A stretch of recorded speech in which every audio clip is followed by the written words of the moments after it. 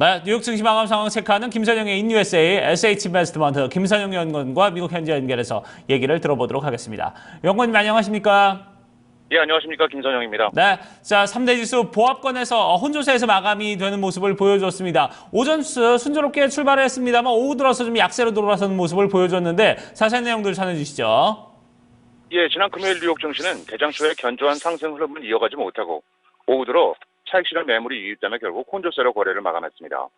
석유 산유국 기구 오페크와 러시아가 3월 중반 원유 감산을 위한 협상을 가질 것이라는 기대감이 이어지면서 개장 초 WTI 국제 원유 가격의 상승세가 이어지며 2% 이상 상승해 한때 34달러 선에 거래되면서 증시 전반에 긍정적인 영향을 주었고 말씀하신 대로 예상을 상회한 미국의 경제 지표가 미국의 경제 위축에 대한 우려를 크게 감소시키는 영향을 주었는데요. 상무부에 따르면 작년 4사분기 미국의 GDP 성장률이 1%로 집계돼 당초 0.4%였던 전망을 상회한 것이 최근 제기됐던 경제 위축에 대한 우려를 크게 줄이는 모습이었습니다. 하지만 개선된 경제 지표로 인해 미국 달러화의 가치가 크게 상승하면서 다국적 기업들의 해외 매출이 감소할 것이라는 우려로 이들 업체들의 주가가 하락 압력을 받은 것이 원유 가격의 보합으로 이어지면서 오후 들어 주가 지수들도 상승분을 반납하는 모습을 보였습니다. 업종별로는 금융, 에너지, 주택건설, 바이오, 자동차, IT 업종 등이 상승했던 반면 제약, 외식업, 금광, 어페럴, 유틸리티, 항공사 등을 하락했고 10년 만기 국채금리는 전일보다 소폭 상승한 1.762%의 거래를 마감했습니다. 네, 자 이렇게 증시 마감 상황 체크를 해봤고요. 자 증시 이슈와 특징 종목들 좀 체크를 해보도록 하겠습니다. 자 브라질의 국영 석유업체인 페트로브라스가 중국 개발은행에서 자금난으로 인해서 좀 차관을 도입했다고요.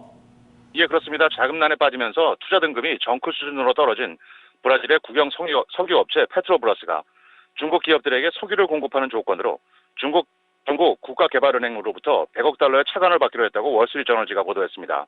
신문은 페트로브라스가 법적 효력은 없지만 주요한 거래 조건이 담긴 예비적 문서인 텀시트에 서명했다면서 구체적인 거래 내용이 아직 논의 중에 있지만 대략적인 윤곽은 리커창 중국 총리가 지난해 브라질을 방문했을 때 이미 마련됐다고 설명하면서 지우마 호세프 브라질 대통령은 중국에서 받는 자금을 심해 유전 등 고비용 개발 프로젝트에 쓸 계획으로 알려지고 있습니다.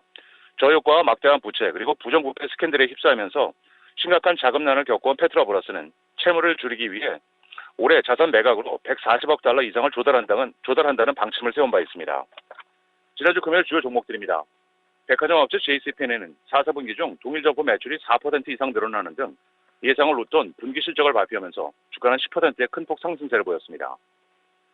중국 최대 온라인 상거래 업체 알리바바는 해외 투자와 기업 인수의 속도를 내기 위해 최대 40억 달러의 은행 대출을 받을 것이라는 월스트리트저널지의 보도로 1.8% 상승했고 위성 TV 서비스 업체 디시 네트워크는 증권사 HSBC가 투자 의견을 비중 축소해서 중립으로 올렸다는 소식에 1% 상승했으며 미국 최대 어페럴 업체 갭은 올 한해 실적 전망을 하향 제시하며 3.9%의 하락세를 보였고 마지막으로 제조업체 유나이티드 테크놀로지는 허니웰의 M&A 시도에 대해 부정적인 입장을 다시 한번 확인하면서 주가는 2%의 약세로 거래를 마쳤습니다.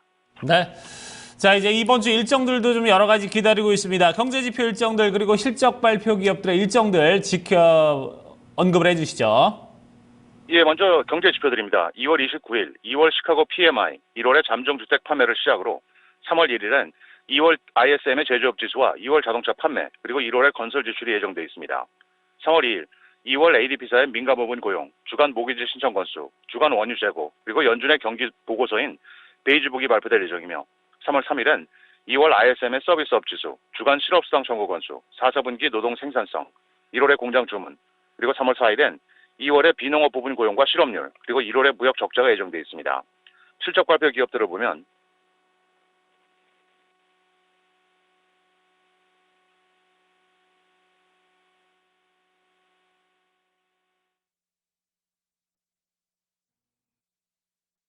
네, 자 미국 현지 저희가 연결 사정이 좀 좋지를 못해서 지금 음향 상태가 고르지 못한 점 여러분께 양해의 말씀을 드리도록 하겠습니다. 자 김선영의 인USA는 이제 여기서 이제 마무리를 짓도록 하고요. 저희가 그러면 시황센터 연결해서 현재 지수별 흐름은 좀 어떻게 흘러갔고 그리고 지수에 영향을 미쳤던 외신 소식들 또 어떤 소식들이 있는지 자세히 좀 알아보도록 하겠습니다.